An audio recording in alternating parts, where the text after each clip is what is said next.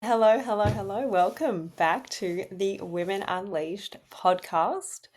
This week, you have Britt, as always, and Taylor. We're your co hosts, and we have a very special guest with us, Michael Brook from Rapid Couples Counselling. Welcome, Michael. Hey, it's a pleasure to join you tonight. Yeah, well, thanks for accepting my invitation. And I have shared a little bit about you in previous episodes, but if you're listening for the first time, I first met Michael Brook in, I think it was November last year. Me and my fiance, pardon, go. Wow, that's a long time ago. It seems like an eternity. Yeah, it actually does, doesn't it? A lot has happened since then. So my fiance actually found you on Google and looked at all the reviews and was like, I think this is the person that Brick would pick. So we went and saw you, and we've seen you a few times now. I've seen you one-on-one. You've hypnotized me, which I've definitely shared with our listeners. And I think you are so intriguing and interesting and excellent at what you do. And I think a lot of people that listen to our podcast would love to hear about your many geniuses. Modesty prevents me from disagreeing. Awesome. That's what we like. So we're going to start by talking about hypnosis tonight. Sure. What would you like to know? So, what is hypnosis? Okay, so hypnosis is just a state of selectively focused attention. Now, what a lot of people don't understand is that they go into trance all the time, or they go into states of selectively focused attention. Right? All you need to do is walk onto your average suburban bus or train, and you can see a whole heap of people that are solely in trance because they got their mobile phones out and they're off in La La Land, right? Mm-hmm. And so, the state of selectively focused attention is the state of trance now, or hypnotic trance, where you exclude everything else, and you've only got a single point of focus, a single point of attention. Yeah. Now, with in a clinical setting, or in terms of assisting someone to change, you aim for that state. Right. Now, a lot of people fall into that state without aiming for it, and a lot of people spend a lot of their times in the state of trance when reality is like this kind of, the 747 flying straight at their heads, and they're completely oblivious to it. But a lot of people will spend a lot of time inside the state of trance. There's a saying in the world of hypnosis that everybody's a hypnotist. It's just that most people do a bad job, right? And so inside the state of selectively focused attention, or the hypnotic state, when you're working with a skilled operator like myself, you can actually affect profound and deep level change in many aspects of people's lives. So the definition of what can be changed is any repeating pattern of behavior or emotional states can be modified permanently with hypnosis and hypnotherapy. Now, when you have a think about that definition, any repeating pattern of behavior, it's really broad. Right? So now let's talk about some of the things that a lot of people use hypnosis and hypnotherapy for. So quitting smoking, right? Losing weight, issues with addiction, whether it's alcohol addiction, gambling addiction, drug addiction, porn addiction, cocaine addiction, meth addiction,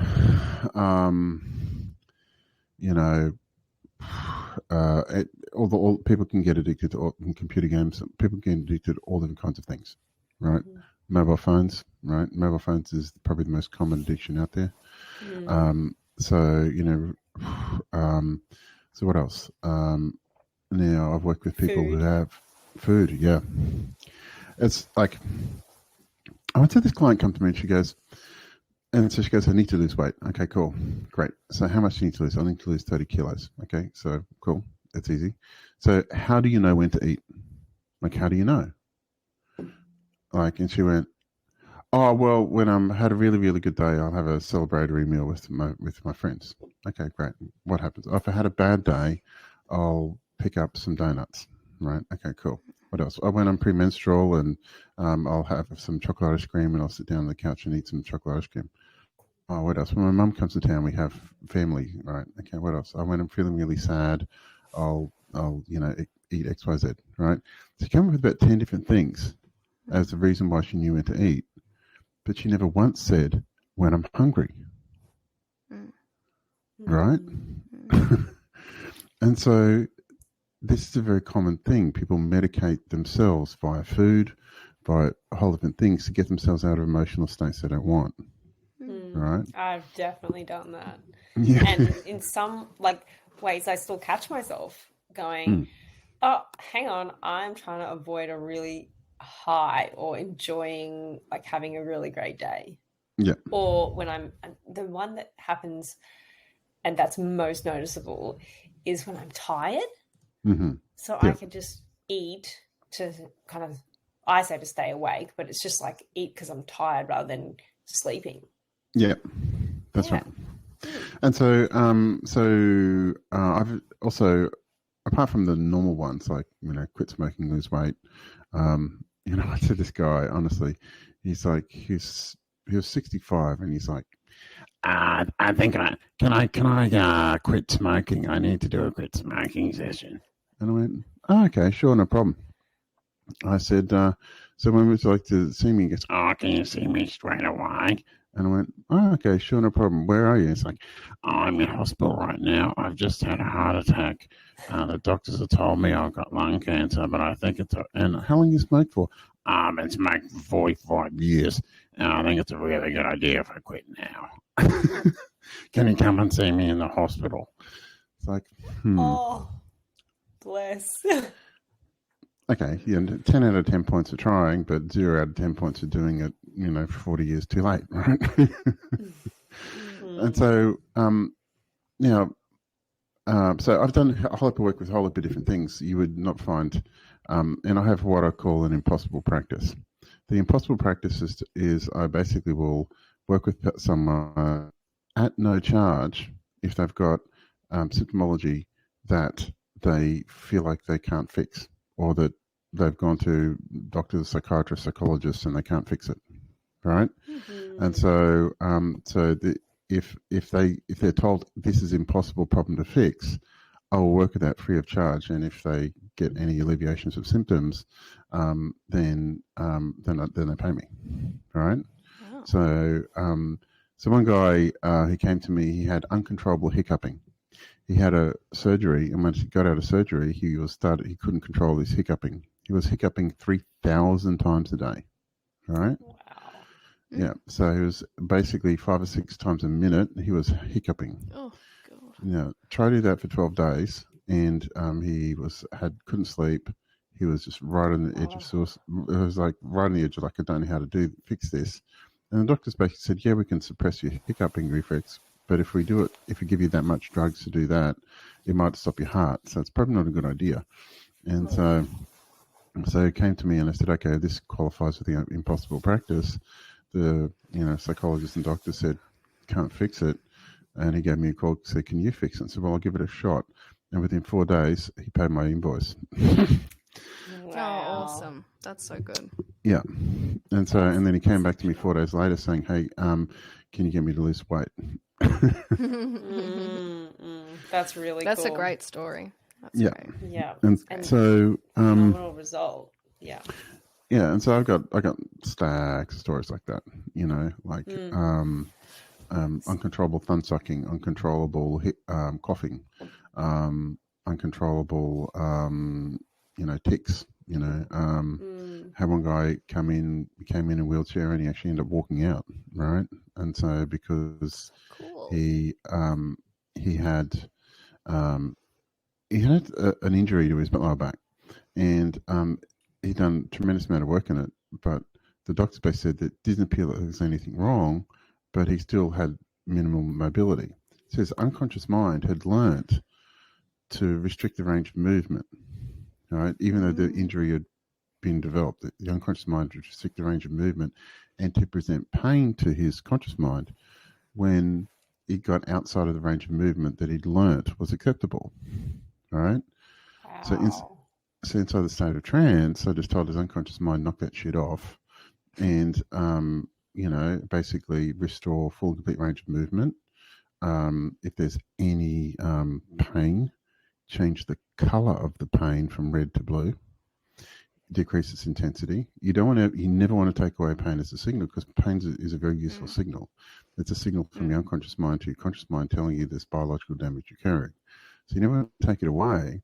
But in his case, he walked in, he literally could not bend more than about 15 degrees from vertical. And after this session, he kind of ended up touching his toes. He did a couple of star jumps and literally ran out. And the couple of guys in the office looking at me going like, is this guy Jesus? I'm like, no, I'm not Jesus, right?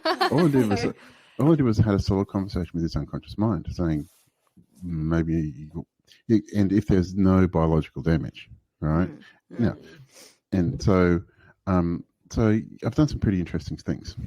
Yeah, that's phenomenal. That's phenomenal. So I was really surprised when you suggested to me that you could hypnotize me for emotional regulation. And then when I spoke about it with Taylor, she was like, damn, where's mine? Like, I want some too. And I think a lot of women can relate to that. And I had no idea it was possible. So yeah. So emotions are signal systems from the unconscious mind, right? And it would, some of the things I say might offend some people, but that's okay. You can say whatever you want. Women are a lot more emotional than men. I mean, that's everybody knows that. And it's just that, and so women tend to be dealing with multiple emotions simultaneously. Those emotions tend to be changing a lot more rapidly than men's emotions. And women have this thing called a menstrual cycle, which also creates a cycle of emotional states as well. And so it's possible for you to communicate to the unconscious mind and to say, reduce the amplitude of the emotions, still have them, but it's really important to be able to also, when required, in order if say, for example, you're doing your show jumping where you require intense amount of focus and a low level of emotion responding.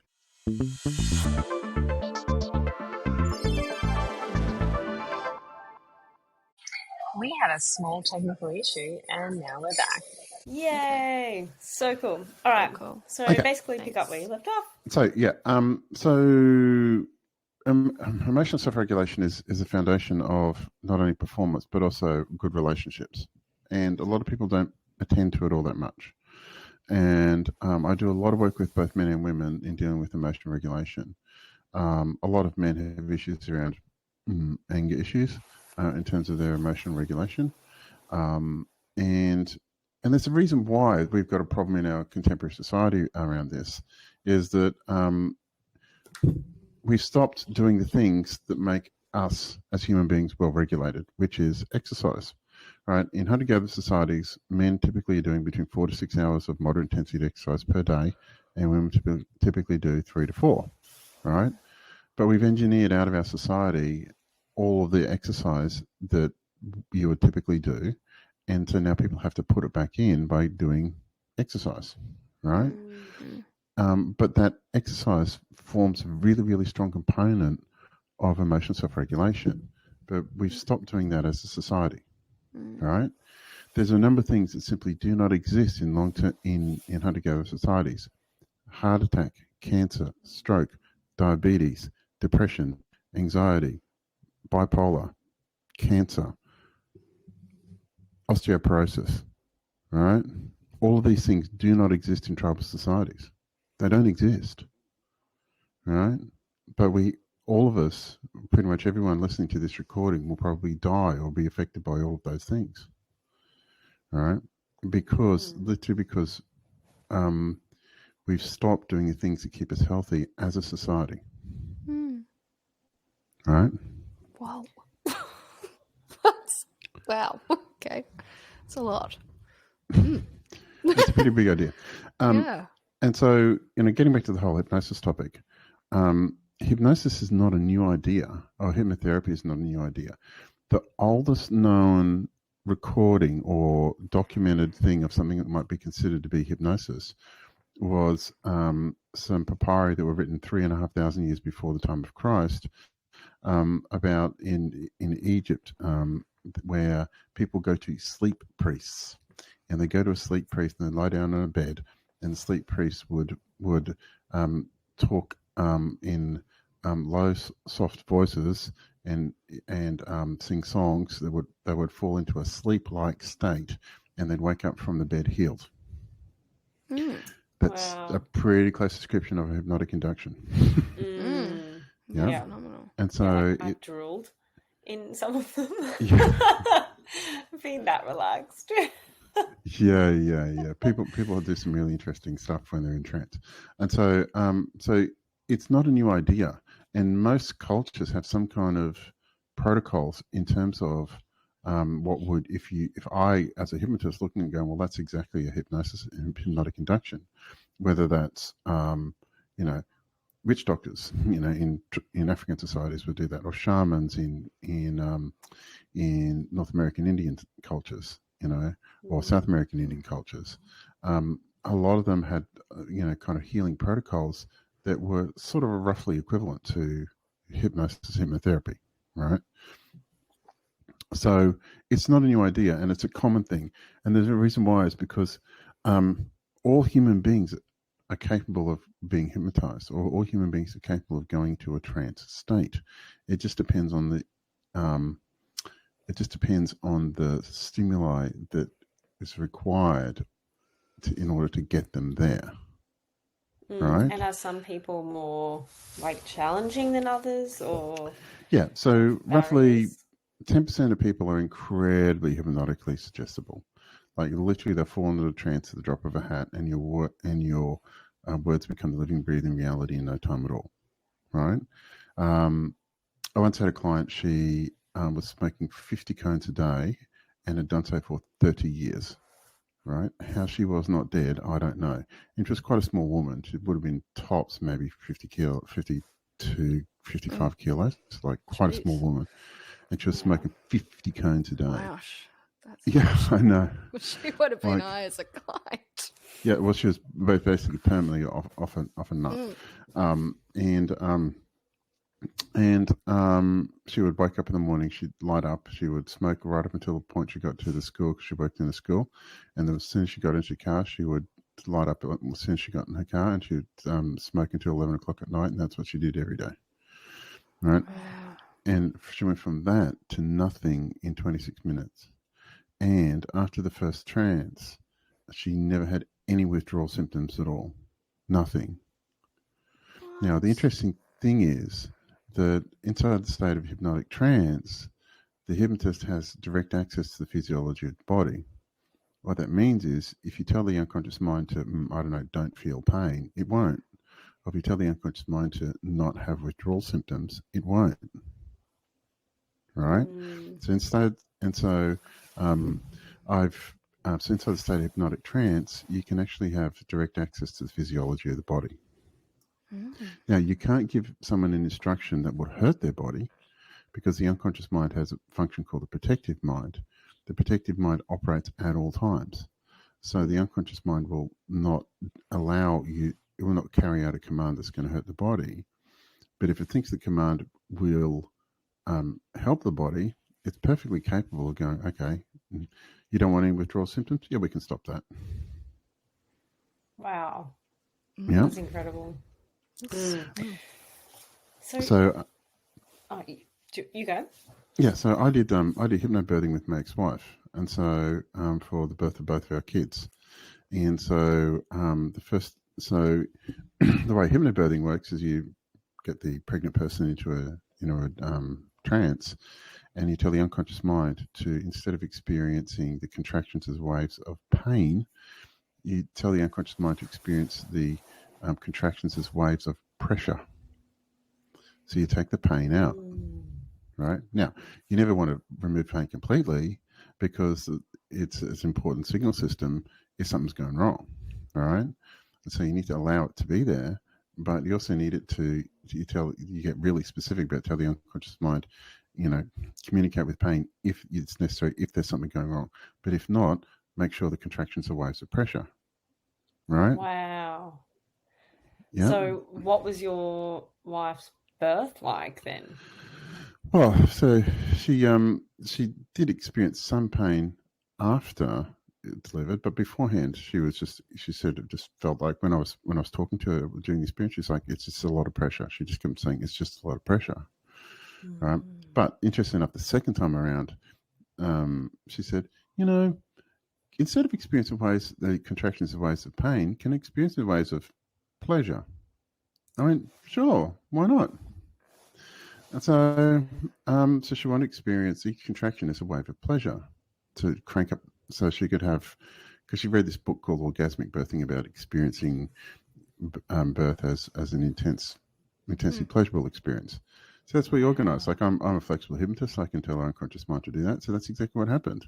And so, and I also told our unconscious mind to learn from the first experience, to make it a lot faster, a lot more rapid, and to recover a lot faster. Right? And that's exactly what happened. So when Thomas took, I think, 12 hours to be delivered, Clancy was done in 4, and we're out of the hospital in 5 hours. Wow. And where were you when I had my baby? Wow. So, did she have any medications? Nothing? She had a little bit of gas afterwards for some, from some stitching afterwards. But other than that, she was fine. It's funny. She tapped me on the shoulder when Clarence was being born. She said, "Like, we're having a baby today." I walked to the living room and she's going like, "Oh yeah, I got another contraction coming up."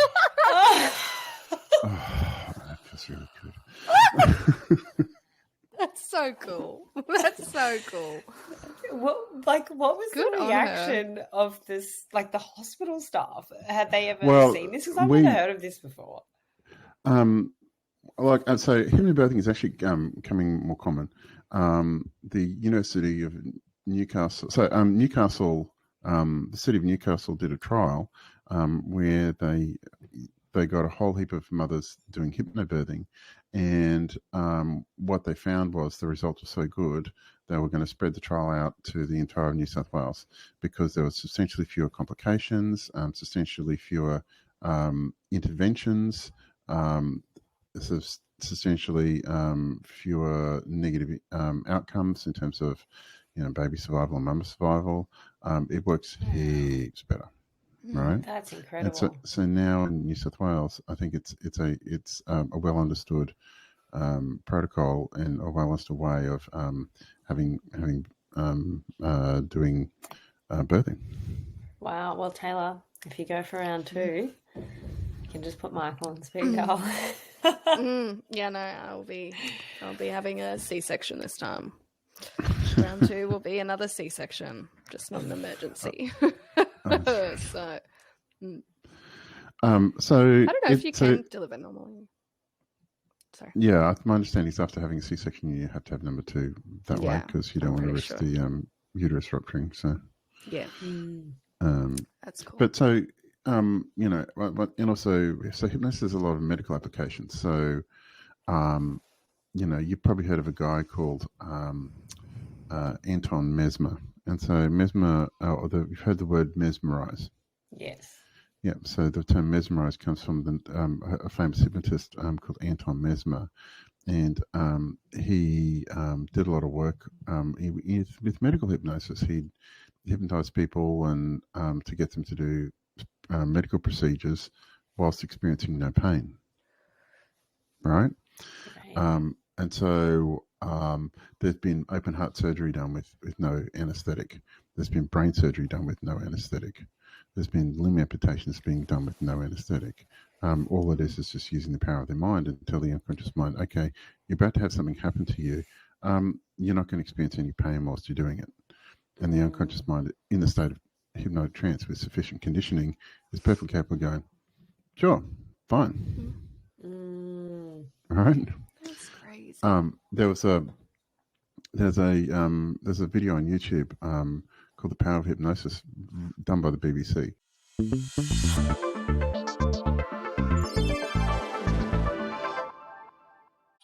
We had a small technical issue and now we're back. So you're learning a lot, Taylor. Oh yeah, this is like mind blowing. It shows power of your mind, really. Yeah. Welcome to my world. Mm. A lot of people have got no idea what's possible. No, I don't. I think the pain thing's really interesting because, like, my nan and granddad both could be in an immense amount of pain and yet not seem to. Not that they're not bothered by it, but most people would probably rate it out of like a 9 out of 10, and Yeah. they wouldn't. Like, yeah, it's just impressive, the pain, like how people can experience pain so differently. I wonder how that kind of works in the mind. You know, like like my nan could just, like, I remember one point when she was passing away, she's like couldn't breathe, and I'm like, "Are you okay?" She's like, "Yeah." I'm like, "Nan, you don't look okay." She's like, "Oh, I just can't breathe." I'm like, "Okay, well, we need to we need to get that sorted." So, yeah, So, pain is a signal system from the unconscious mind to say there's either biological damaging or the biology is having some difficulty, right? So, but pain is mediated. What that means is it's interpreted through the mind. Yeah? So there's a particular part of the brain called the anterior cingulate cortex, right?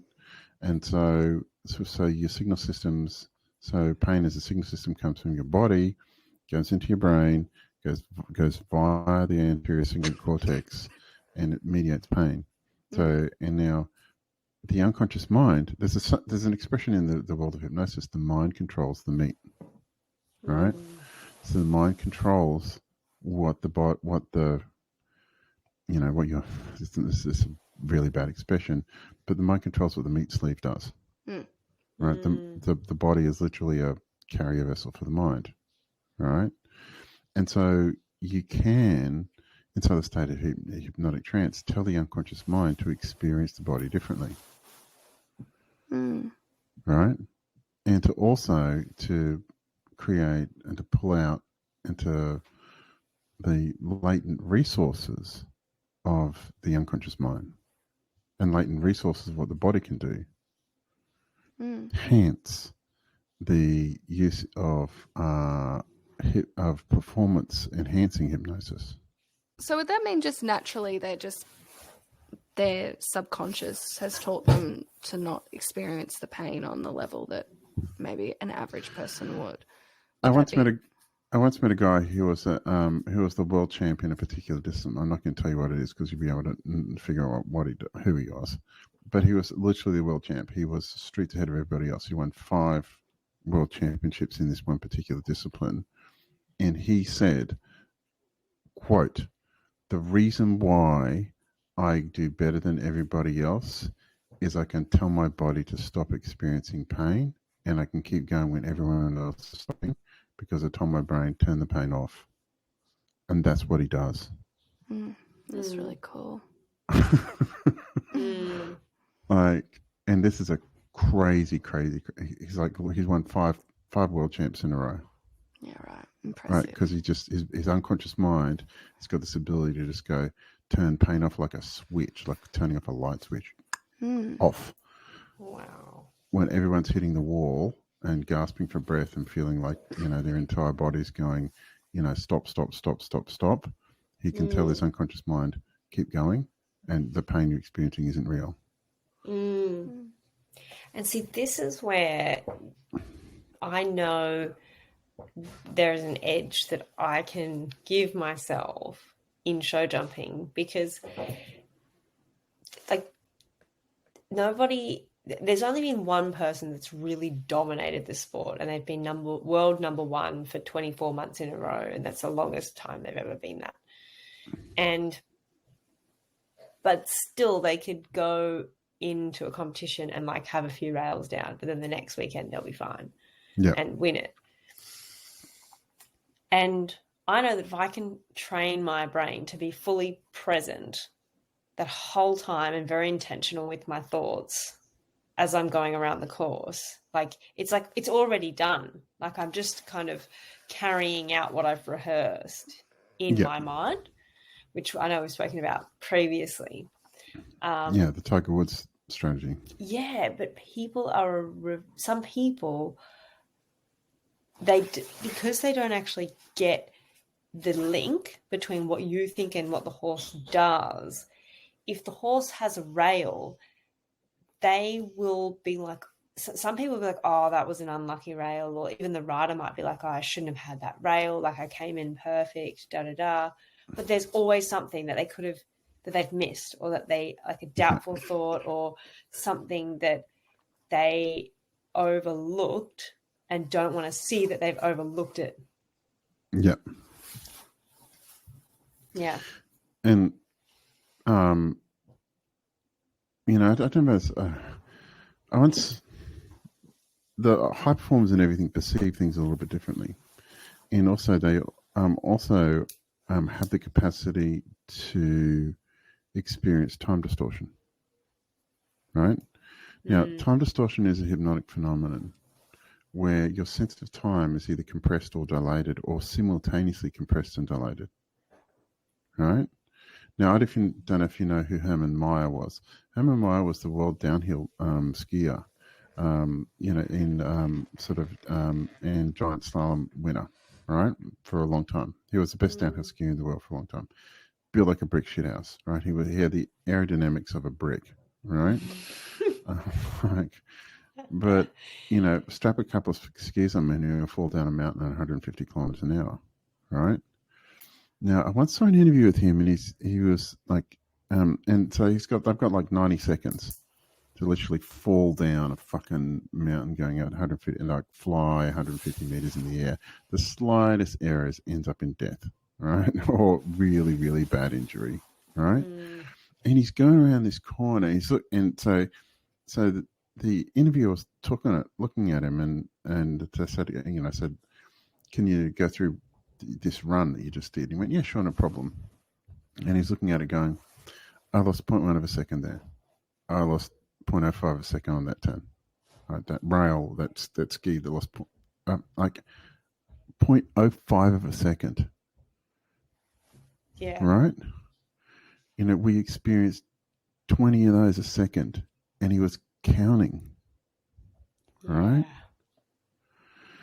And so and one of the things he said also, it struck me really interesting, because I remember watching Mick Doohan, who used to be Australia's World Motorcycle Championship, and a similar thing. I had an interview and they asked him to narrate when he's skidding around this corner. Like he's literally zooming around this corner 230 kilometers an hour. The bike's sliding sideways and it's fishtailing as he's doing it. And he's like right on the edge of instability. And he went, yeah, I went about a half a meter wide there and I lost 0.1 of a second on that turn. Right?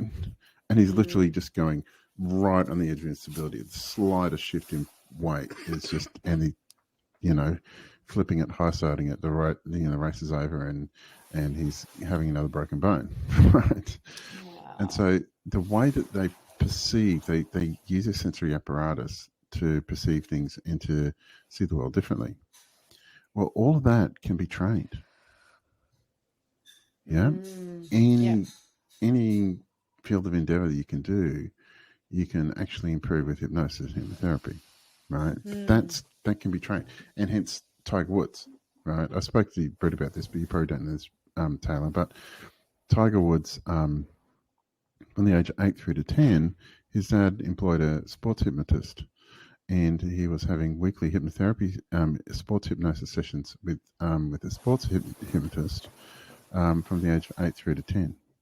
So that so Tiger's strategy to shoot a good golf shot, which is what the sports hypnotist told him to do, was to look at the ball, imagine the perfect stroke, imagine doing it 6 times in your head perfectly, so you made no failures. All right, then walk up to the ball, repeat the perfect performance that he'd practiced inside his head, repeat that, and then if there's any deviation from perfect performance, to remember the perfect performance and to make the adjustments to the physiology to make sure they got perfect performance every time. That's how come he made it. Just that strategy made him $1 billion. It's amazing. Yeah? Rehearsing perfect performance.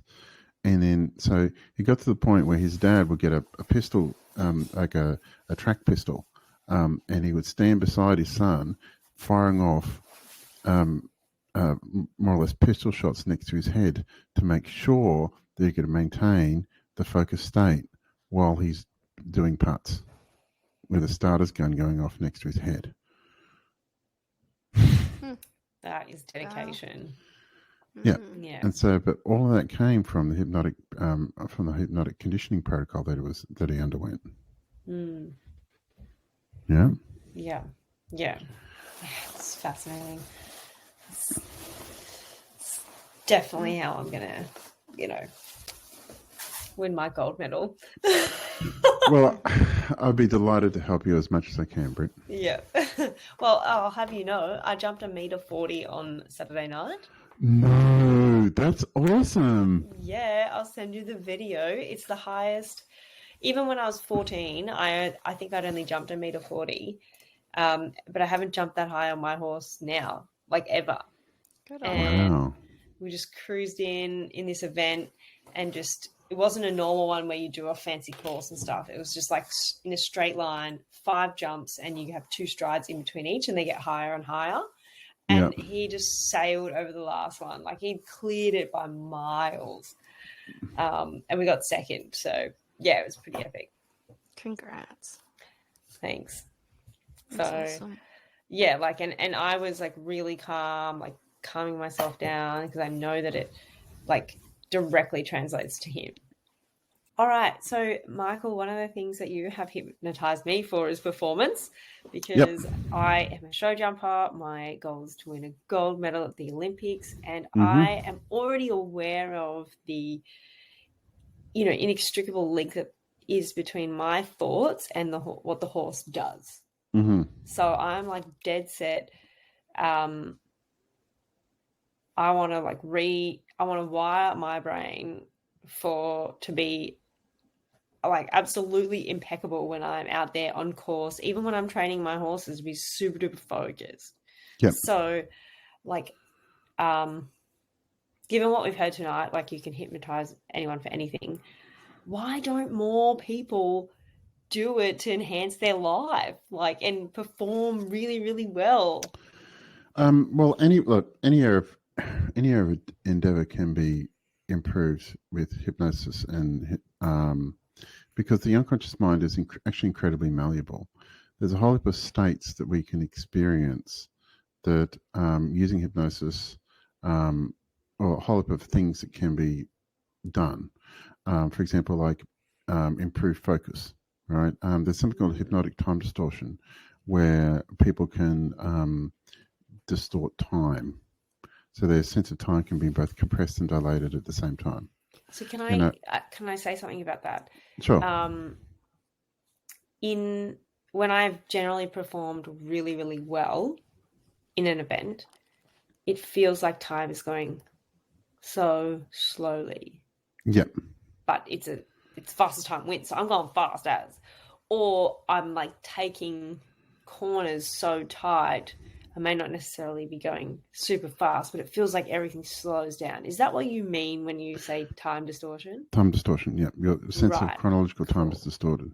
Yeah. Okay, cool. So high performance in all endeavors, all really, really, and like the really, really good performance in pretty much everything, experience time distortion. But it's also something that can be trained, right? You can train people to do it. Yeah. Wow.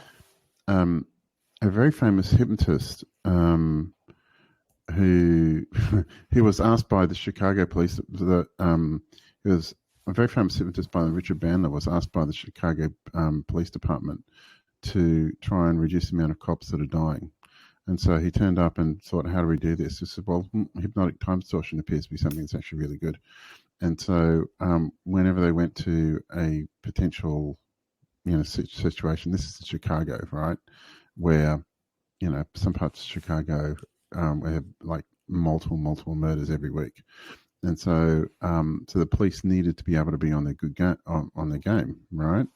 And so so he in the 80s he did a program whereby he hypnotized all of these police officers so that when they were in a particular circumstance where they might need to withdraw their firearm and use it, they had a code word inside their head. And once they said that code word, the unconscious mind slowed time down. So their perception of time is going much slower than the bad guy, and their reaction speeds are a lot faster. Right? Whoa. That's How much work did that take to program that in? Oh, it's just 26 minutes and then just listen to a recording over and over, right? Wow. Wow, that's so Yep. cool. That's So that's- exceptional. I'm down for that. So hypnotic time distortion and if you ever once again listen to all the high performers in any athletic endeavor, they will, when they're performing, they're actually having an extremely different perception of chronological time, right? And so, but not only that, so a lot of the special forces soldiers, right? They practice time distortion, right? They practice maintenance of their emotional state when people are shooting at them with machine guns, right?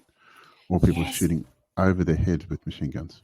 Oh my gosh. Okay, I need to share this because I noticed that when I would watch the professionals ride their horses around the course, I would be like, like as they're approaching, like as they go over, like, so they You tense up.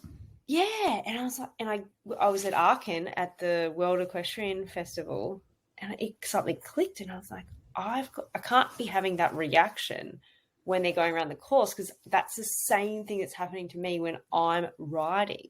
Yeah. And there's 40,000 people in the stadium, and everyone's going, and there I am. Yeah. And I'm like, okay, just breathe. Breathe, relax, go in the rhythm, count the stride, and just canter in there, like as if I'm riding the horse. And last weekend was my first event since coming back from that trip and instigating that practice. And I now no longer, like 3 strides out, do this really, I would speed up 3 strides out. From the fence to chase the horse in there, which is that same tense before the fence. And now I'm not doing that because I've been priming my brain to just relax and just steady as we go in there, and the horse keeps the same pace the whole way around. And so one of the characteristics of pretty much every high performance is they use the minimum amount of muscle tension in order for them to for them to do what they're doing. And so all special forces in the world teach tactical breathing, where they breathe like the Australian it's called box breathing or tactical breathing, right? Where they breathe slowly for 4 seconds, hold for 4 seconds, breathe out for 4 seconds, breathe in for 4 seconds, hold for 4 seconds, breathe out for 4 seconds. And to do that whilst you're in a gunfight and people are shooting at you with machine guns. Wow. Right? Because the most relaxed person, the most focused individual in a gunfight will win. Right? The person that's tense, that's yelling and screaming, that's and so so a lot of the special forces operators focus on having a minimum amount of muscle tension in order to do what they're doing. Right? And also there's an intense rehearsal protocol. Right? Rehearse. Right? Yeah. And so, for example, so this is why all the special forces in the world have a kill house, where they'll have their own guys sitting in a chair with a balloon beside them, and the guys have to bust through windows, blow up doors, that kind of stuff, and they're shooting live rounds, and they have to be there and sit there and chill out while their buddies are shooting at a balloon that's 4 inches beside their head.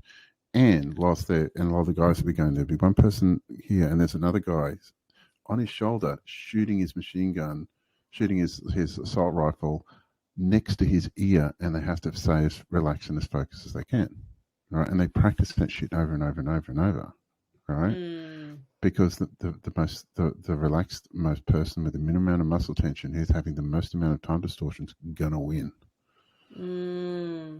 right? Yeah. Yep. And so, not everyone's a special forces operative, but there's a whole bunch of circumstances in people's lives where they want to have better performance, right? Getting back to the, I had this guy he's like, can you improve my goal stroke? I went, sure. So to tell you what, I'll do, I bet I can cut, what's your handicap? He said 17.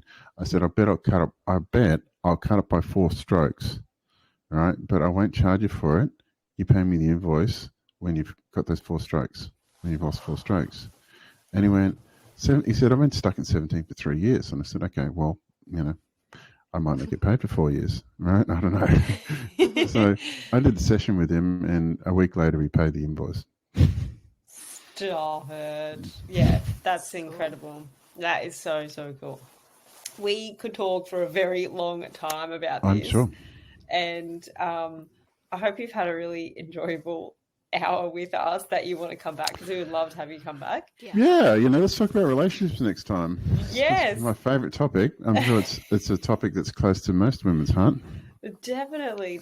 I think you can, serve up a few truths and some insights as well. So, look, Michael, thank you so much for joining us. And it's been a pleasure. Yeah, and look, where do you encourage people to find out more about you, what you do, engage your services? Sure. So I call my business Rapid Couples Counselling Hypnotherapy. So I do a combination of relationship counselling and hypnotherapy. Roughly about 30% of my work is hypnosis, and around 30% of my work is marriage issues and relationship issues. So I do all different kinds of relationship issues. All different kinds of hypnosis. So if you're experiencing a difficulty in your life, there's you should be able to I should be able to help you in some way, shape, form, or description. You can just Google search Rapid Couples Counselling. That will find me. And I've got a YouTube channel where I've got a whole lot of information on hypnosis, but most of that's on relationships. I've got 210 videos on my YouTube channel. It's excellent, by the way. I have watched some of your videos. Awesome, thank you. Yes. And I can be found on Google. Amazing. Great. Thank you. Excellent. And do people have to be in Brisbane, or because we've done a over the video Zoom session before? No, they don't have to be in Brisbane. I can be anywhere else. I did a session with a guy last night in Thailand. Super. Amazing. I love Good that. to know. Great. All righty. Well, over to you. Wrap it up, Taylor. Oh, well, thank you. Thanks, Michael. It was awesome. Thank you. I really appreciate you jumping on tonight. And Britt, always a pleasure. So thank you to all our listeners. We appreciate you listening, following us on our social media, leaving comments and reviews. We love it. And thank you again, and we'll see you next week. Awesome. Bye. See ya. Bye. Bye.